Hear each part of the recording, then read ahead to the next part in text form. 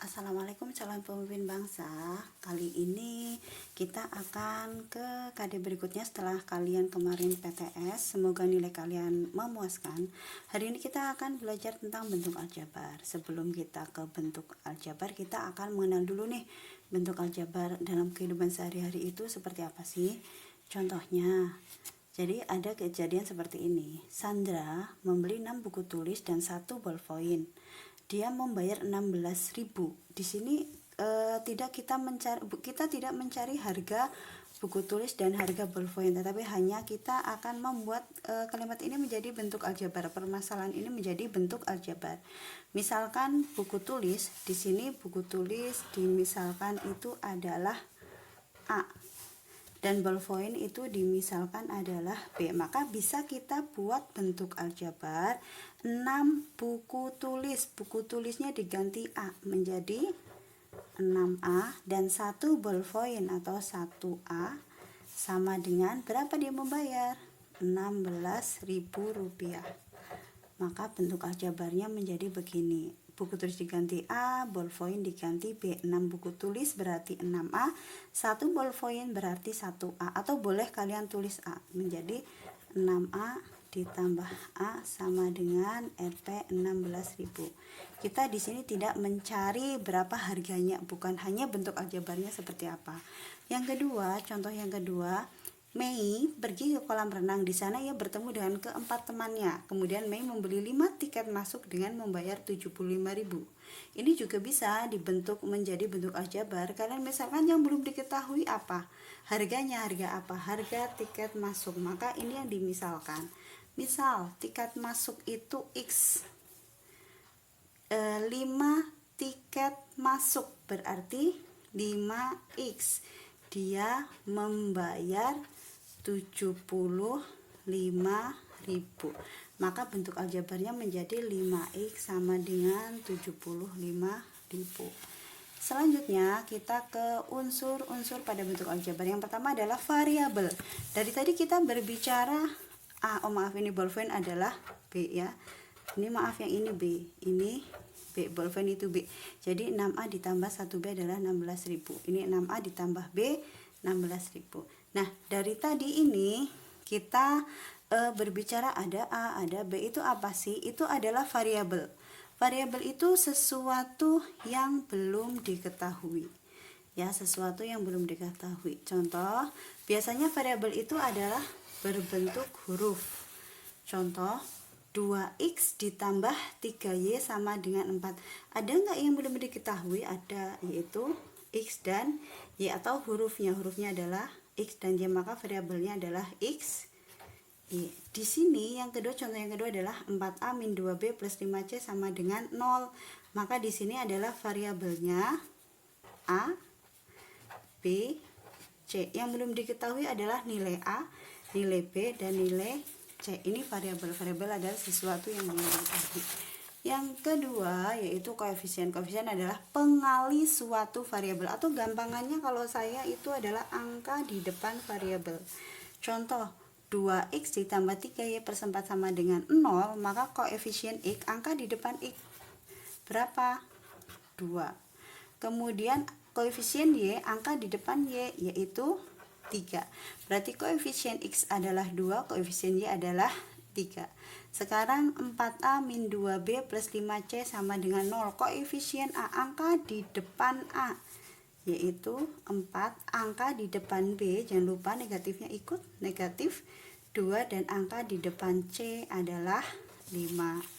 Yang selanjutnya konstanta. Konstanta adalah suku yang nilainya tetap, atau kalau saya menyebutnya adalah angka yang sendirian. Kalian lihat di belakang biasanya ada angka yang sendirian yang tidak punya teman, yang tidak punya variabel. Ini adalah konstanta. 2X plus 3Y plus 4 sama dengan 0, maka konstanta ini adalah bernilai tetap, yaitu 4. Kemudian pada kejadian yang kedua, pada permasalahan yang kedua, 4A min 2B plus 5C sama dengan 0. Konstantanya ada apa enggak? Tidak ada. Berarti konstantanya adalah tidak ada. Yang keempat, suku. Suku adalah bentuk aljabar yang dipisahkan oleh operasi jumlah atau kurang. Contoh yang pertama, ini jadi udah berbentuk aljabar, cuma dipisahkan oleh operasi jumlah dan kurang. Contoh yang pertama adalah 2x kuadrat. Maka sukunya adalah 2x kuadrat, disebut suku 1 atau suku tunggal.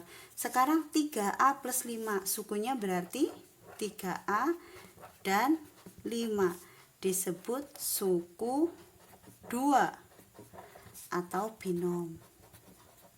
Mengapa suku 2? Karena sukunya ada 2, 3a dan 5. Kemudian kalau ini 4x kuadrat plus 3x plus 5 disebut suku 3. Sukunya apa saja?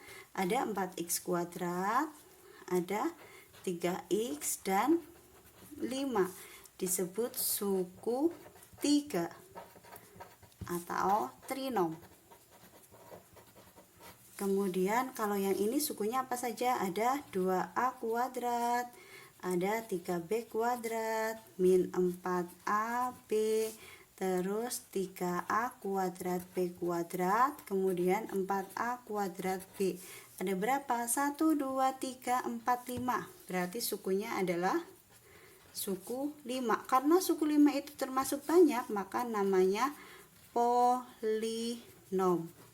Ya, jadi ingat, dipisahkan oleh tanda operasi jumlah atau kurang jumlah atau kurang, ini yang namanya suku. Ini sukunya ada 1, 2, 3, 4, 5 atau disebut polinom. Selanjutnya itu adalah suku sejenis. Suku sejenis adalah suku-suku yang memiliki variabel yang sama. Ingat, variabel tadi adalah huruf dan pangkat dari variabel juga sama.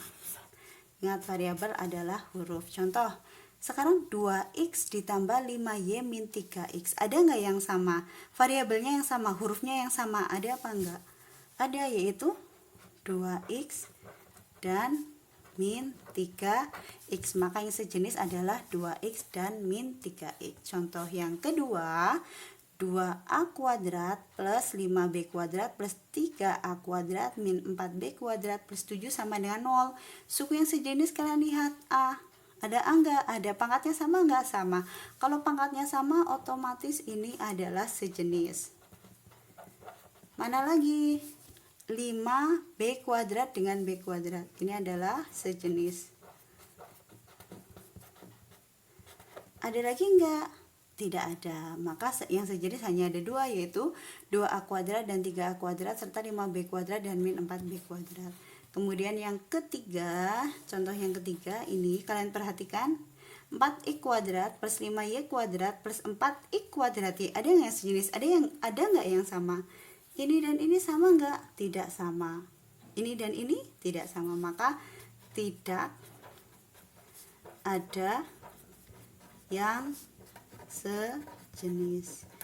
Kemudian kalian lihat contoh yang keempat, 7ab ditambah 8bc min 9ba plus 10cd. Ada nggak yang sejenis? Kalian perhatikan, 7ab, ada nggak ab? Nggak ada. Adanya apa? ba. Sama nggak? Sama. Ini berarti 7ab dan negatif 9ba.